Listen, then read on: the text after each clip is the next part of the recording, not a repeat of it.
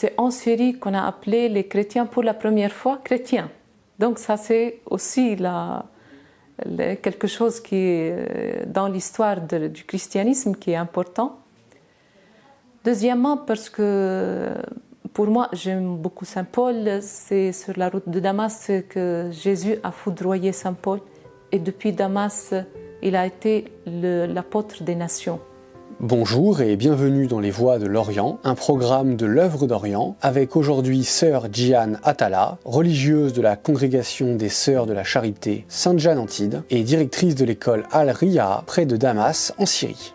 Et avant de commencer cette interview, j'en profite pour inviter nos spectateurs à s'abonner à la chaîne Les Voix de l'Orient. C'est fondamental pour le référencement sur YouTube et ainsi que ces vidéos soient vues par un large public. Bonjour ma sœur. Bonjour. Pour commencer, qui êtes-vous ? Alors, je suis d'une famille chrétienne, pratiquante. Mes parents, donc, on allait tous les dimanches à la messe avec mon père, ma mère et tous. Et puis, depuis mon enfance, j'avais une passion pour le Christ. J'ai lisé les histoires des saints et ces histoires ne me faisaient que avoir plus la passion de donner ma vie pour le Christ. Donc, j'ai connu les sœurs, nos sœurs, et puis je suis entrée au couvent. Je suis entrée au couvent, j'avais 18 ans. J'avais une passion, je ne pouvais pas attendre. Je voulais toujours être religieuse, être pour le Christ. Donc, au début, c'était très évident pour moi. Mais après, donc, il y a eu des moments d'hésitation. Il y a eu des hésitations. Donc, j'ai réfléchi. J'ai eu besoin de personnes pour m'aider dans mon choix. Donc, j'ai refait le choix une fois au couvent. Et puis, après, donc, j'ai décidé que si, toute ma vie pour le Christ. Donc, j'ai continué ma vie dans la congrégation. Quand j'étais jeune, donc, je suis allée 2 ans dans un service pastoral pur. Et après, le reste, c'était dans des écoles. Donc, depuis le temps, je suis dans les écoles. J'ai fait des études aussi pour pouvoir mieux gérer cette école. L'éducation est-elle une vocation pour vous ? Alors, il faut dire que ma mère, c'est une éducatrice, et mes tantes aussi. Donc, peut-être c'est quelque chose qui est en lien aussi avec l'atmosphère de la famille. J'ai toujours aimé, si je n'étais pas religieuse, je ne faisais pas autre chose que d'être enseignante. J'aime beaucoup les écoles, j'aime beaucoup l'enseignement, ça fait partie aussi de mes passions. Pouvez-vous nous raconter l'histoire de votre école ? Alors, notre école, elle appartient au patriarcat grec-catholique. En 1925, le patriarche a demandé à nos sœurs, à notre congrégation, de gérer cette école. Cette école, elle était dans l'ancienne ville de Damas. Et puis, petit à petit, l'école a commencé à grandir. Et puis, on ne peut plus le nombre des élèves. Donc, en 2006, un bienfaiteur a offert des grands bâtiments et on a bâti une école pour nous. Donc, on a déménagé, on a quitté l'école de Baptouma, qui est dans l'ancienne ville de Damas, et on est allé à l'école dans la banlieue de Damas.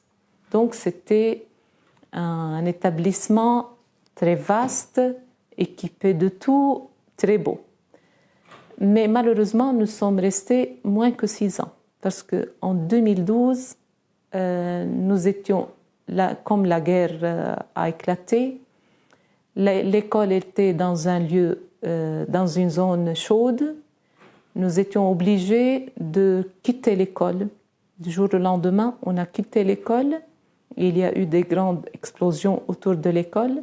On est resté 1 mois à chercher quoi faire avec nos enfants, nos élèves. Et puis on a mis chaque cycle dans une église. Et après, le patriarcat a bâti des classes préfabriquées dans son enceinte et nous sommes restés pendant 10 ans. Et puis, notre joie inexprimable, c'était le 10 octobre 2021, quand le patriarcat a pu reprendre l'école, la reconstruire, la retaper, et puis nous sommes retournés dans notre école, qui est maintenant, comme on dit, une partie du paradis pour les gens, pour les enfants. Et dans quel état était l'école à votre retour? Alors, elle était complètement détruite, pillée. Même les fils électriques qui sont dans les murs, ils ont été volés, tout, le carrelage, tout. Et quand on l'a vu la première fois, c'était très émouvant. Malheureusement, c'était une nouvelle école. On a vécu, comme j'ai dit, moins que 6 ans dans cette école. Donc, elle était toute nouvelle, très grande, vaste. On a tout perdu. Mais il y a toujours l'espérance, il y a toujours des bienfaiteurs qui sont là à nos côtés pour nous. Et puis quand nous sommes retournés, cet événement n'était pas uniquement pour l'école seulement. C'était un événement pour tous les chrétiens de Damas. Tout le monde était plus que ravi et c'était comme un signe d'espérance pour tout le monde. Donc ils ont dit, si l'école est revenue, ça veut dire que voilà, il y a l'espoir, il y a toujours quelque chose de beau qui nous attend. Pourquoi votre congrégation a-t-elle choisi l'éducation comme mission? Je crois depuis toujours, depuis la fondation de notre congrégation, l'éducation était prioritaire. Parce que surtout la fondation a été après la Révolution française. Donc on commence par les enfants, par l'éducation, parce que ce sont eux l'avenir du pays. Si on ne fait pas le paquet sur ces gens, après, donc, il n'y a plus d'avenir. Donc, c'est toujours important, mais je crois que c'est, dans tous les siècles, c'est une priorité. Et le reste, bien sûr, c'est aussi important, c'est urgent, mais c'est ça qui stabilise un pays, qui stabilise une église. Une église, si on n'éduque pas les enfants, si on ne leur donne pas... Après, c'est raté, leur avenir est raté. Donc c'est pour cela que c'est une priorité dès la fondation de la congrégation. Et même, je crois, à l'église, c'est partout. Et l'église est toujours là pour être créatrice d'avenir pour ses enfants, pour les jeunes. Quelle place ont les écoles chrétiennes en Syrie? Alors, si on va dire, il y a beaucoup de demandes d'inscription pour nos écoles. Il faut croire que de plus en plus, les gens ont plus confiance. Ça l'a été toujours, mais après la guerre, ça devient comme une urgence. Ils ont beaucoup de confiance dans l'éducation des sœurs. Déjà, les gens disent que c'est l'école des sœurs. Ou bien on est reconnu par l'école de Besançon. Et les gens sont fiers de toujours dire qu'on est éduqué dans une école chrétienne. Il y a donc toujours, nous avons la prière du matin, tous les jours. Nous avons des messes. Nous organisons pendant des célébrations. Et occasionnellement, on appelle des prêtres pour la confession. Donc, avant Pâques, on a confessé presque 800 élèves. Donc, ça a duré pendant 2-3 semaines, et puis il y avait tout le temps des prêtres. Donc, tout ça, et puis on fait beaucoup d'actions humanitaires, même en pleine guerre, en pleine tristesse. On n'a jamais voulu cesser le bras, on n'a jamais voulu on a toujours voulu faire des actions humanitaires avec nos élèves. D'abord pour donner un sens à leur vie. Deuxièmement parce que c'est quelque chose, ça fait partie de notre foi chrétienne, c'est penser à l'autre. Alors tout ça, les parents estiment beaucoup, admirent beaucoup. Nos écoles sont désirées non seulement par les chrétiens, mais par les non-chrétiens. Et il y a beaucoup de demandes. Voilà, donc c'est un peu une fierté pour les gens de dire qu'il est fils et fille d'une école chrétienne, d'une école privée, des sœurs. Et que deviendraient ces enfants sans les écoles chrétiennes? Alors je ne peux pas imaginer s'il n'y avait pas ces écoles.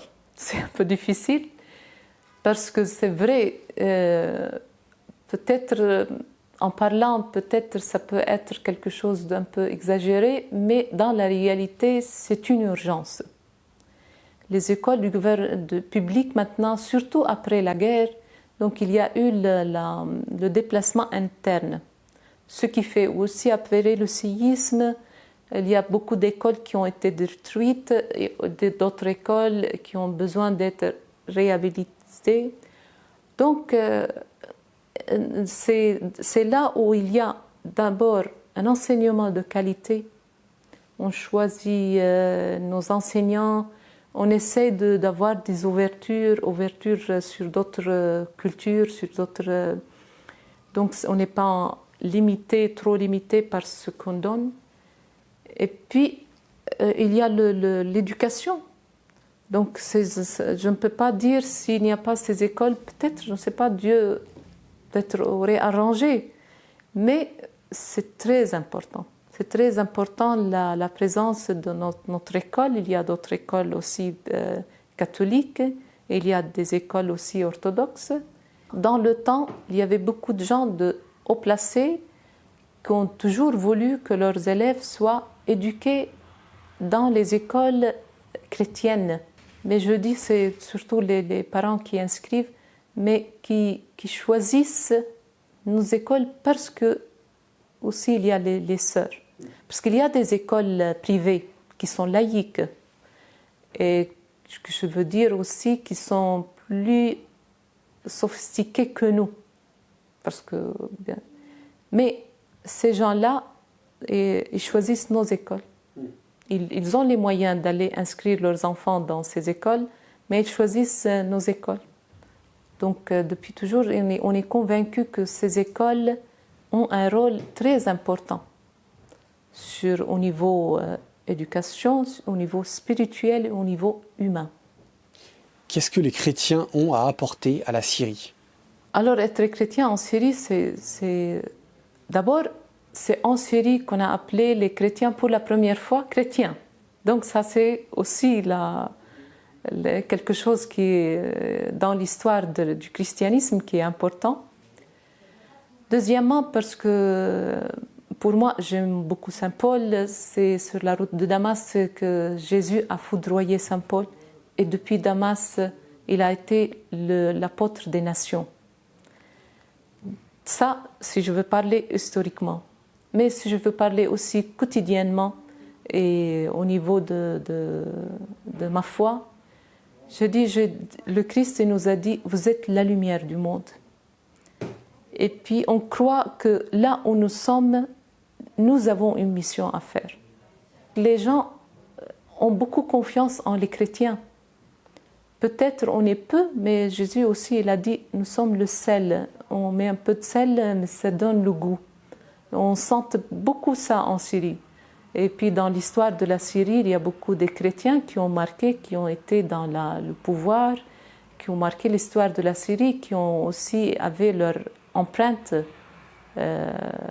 en Syrie.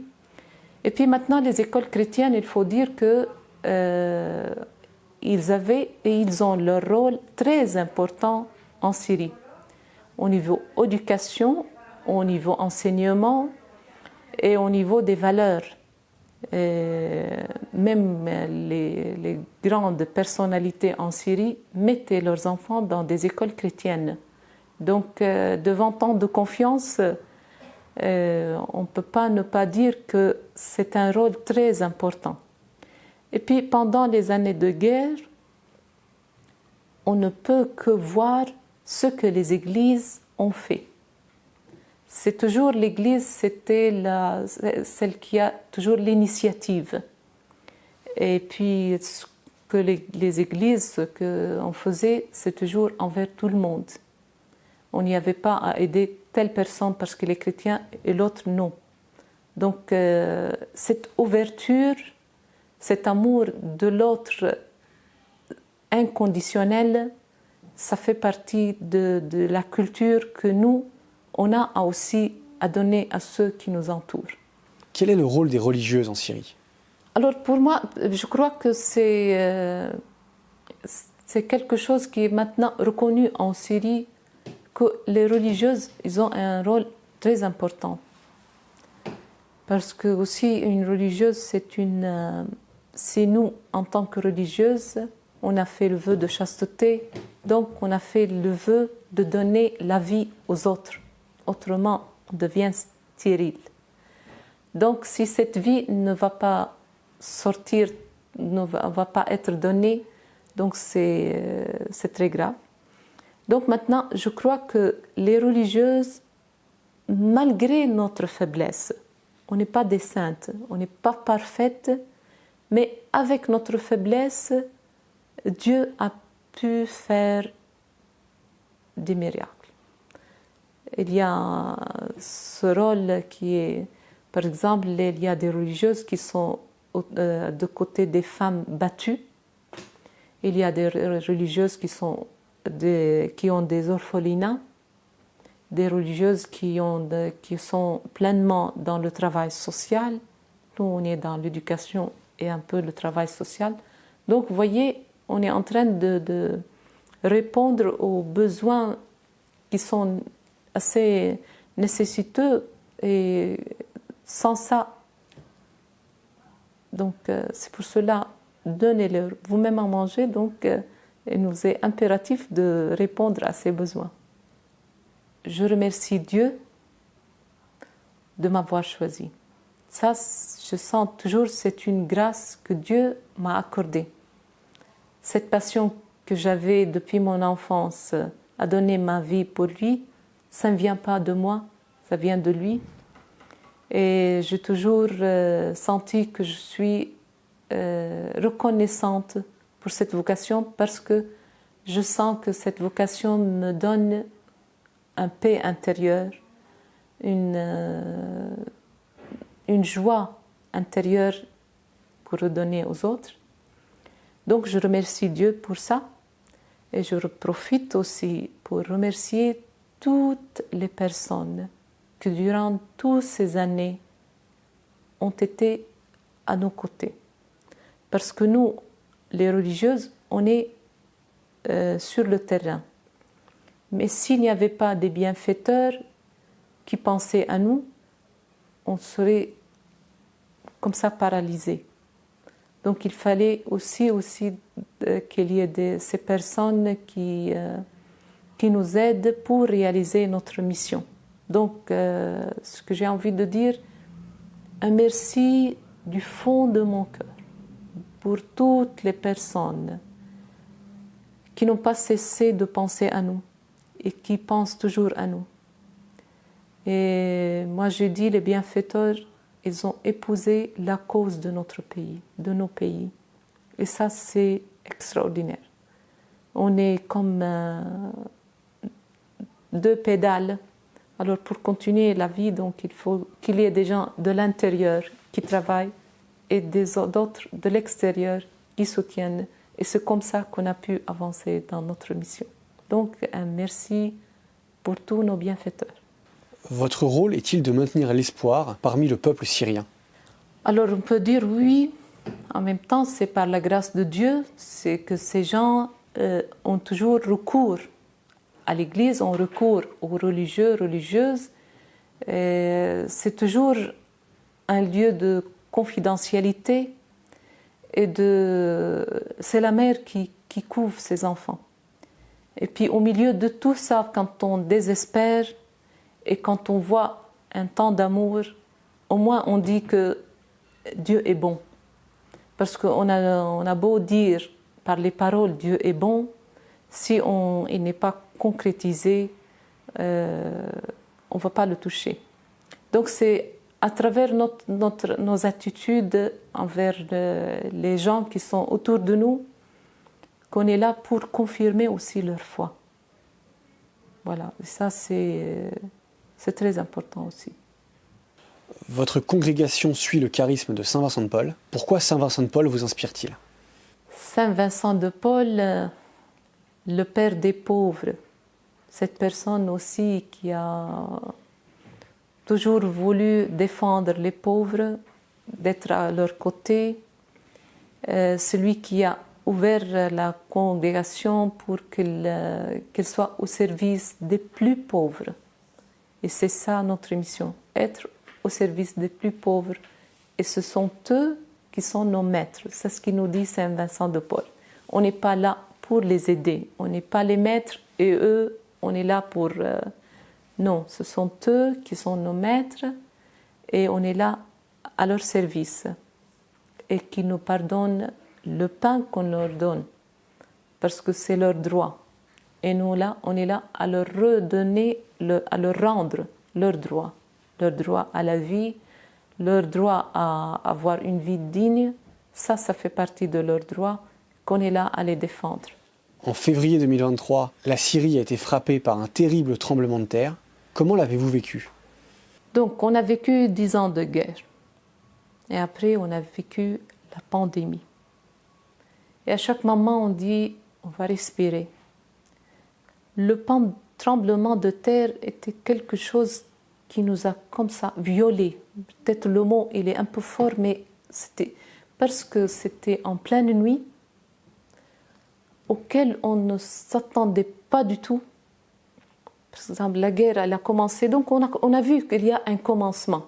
Donc, on pouvait s'attendre à des choses. Mais ici, il n'y avait pas de commencement. C'était d'un seul coup. Donc, c'était la nuit. Il n'y avait pas d'électricité. Il pleuvait. Et puis, c'était quelque chose qu'on ne peut pas éviter. Par exemple, pendant la guerre, on pouvait se mettre entre deux piliers.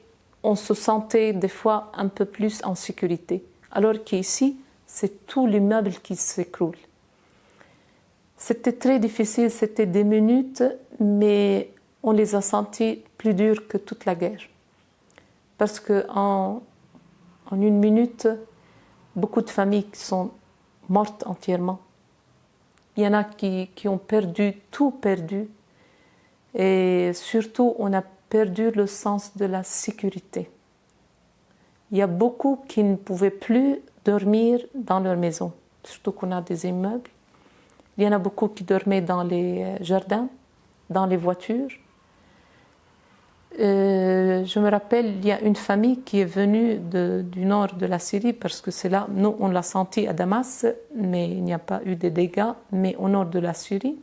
Et il y a une famille qui sont venus, donc ils sont arrivés chez nous le matin. Et puis quand je dis à la femme, est-ce que vous voulez qu'on monte boire une tasse de café avant d'aller... Alors il a regardé, il a dit, je ne peux pas monter dans des immeubles. Il ne pouvait plus encore rester. Donc c'était très très difficile, très dur. Et ça nous marque jusqu'à maintenant. Donc quand il y a quelqu'un qui dit qu'il y a un tremblement, donc on a très peur. Et ce qui est marquant, c'est donc on a fait un groupe pour les jeunes, on les a groupés et on a offert du thé. Donc il y avait les tasses de thé comme ça sur la table en attendant d'offrir à tout le monde. Et c'est quelqu'un qui a cogné la table. Donc les verres ont commencé à bouger. D'un seul coup, tout le monde a couru et est sorti dehors. Ils ont cru que c'était un tremblement. Donc on est resté comme ça un bon moment à avoir toujours peur. C'est pour cela. Et comment les enfants ont-ils réagi au tremblement de terre? Donc comme c'était la nuit, nous on a entendu les gens dans la rue, tout le monde est descendu, tout le monde a eu peur. Le lendemain, donc, on s'est réveillé, on est allé à l'école. Et puis, voilà, la peur des enfants et même la peur de certaines enseignantes qui se sont effondrées en larmes. Donc, on les a pris de côté comme ça. On a dit, au moins, pas devant les enfants, parce qu'on est là pour les soutenir. Bien sûr que le lendemain, il y a beaucoup qui ne sont pas venus à l'école. beaucoup qui sont venus, mais qui avaient besoin de parler. Donc on a dit, les quelques premières périodes, on a demandé aux enseignants d'essayer de demander aux enfants comment ils ont vécu ça. Donc il fallait quand même, au début, laisser le temps de raconter. On a besoin de raconter. Et après, donc, on est passé, on a essayé de voir après.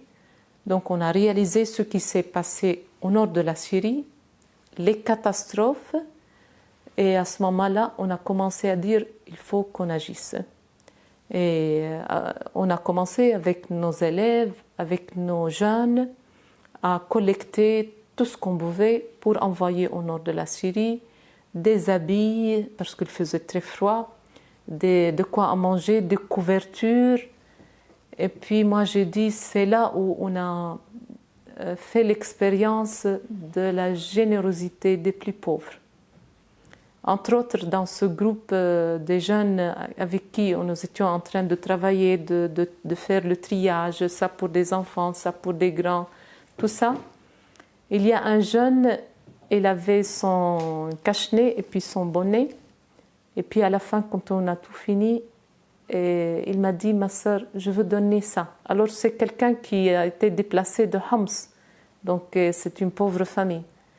Mais il tenait de tout son cœur à dire que je veux donner ça, malgré que je lui ai dit que ça va, il y a assez, vous pouvez garder ça pour toi. Mais il insistait qu'il veut donner quelque chose de lui. Voilà, donc toujours on a vécu des drames, mais dans tous ces drames, il y avait une présence douce de la présence du Seigneur. À travers les gens, à travers beaucoup d'événements où Dieu était là. Et c'était une consolation, c'était une occasion de s'unir à tous nos citoyens. Pourquoi décidez-vous de rester en Syrie? Alors, premièrement, c'est un choix, mais pour moi, c'est quelque chose qui est impensable. Pour moi, c'est mon peuple qui souffre. C'est là où on doit être à côté des gens. C'est le moment. Parce que quand tout va bien, c'est pas très... voilà, comment chercher le mot? Alors, dans le sens, quand tout va bien, notre présence n'est pas si urgente. Mais c'est quand il y a ces drames, c'est là où notre présence est importante et impérative.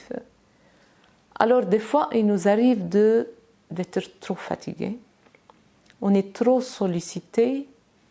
On voit la souffrance, pas d'une personne, mais des personnes. Donc, ce n'est pas seulement notre famille qui souffre, on a des familles qui souffrent, les souffrances à tous les niveaux. Donc oui, il nous arrive des fois de claquer, de pleurer, mais c'est Dieu qui donne toujours la force.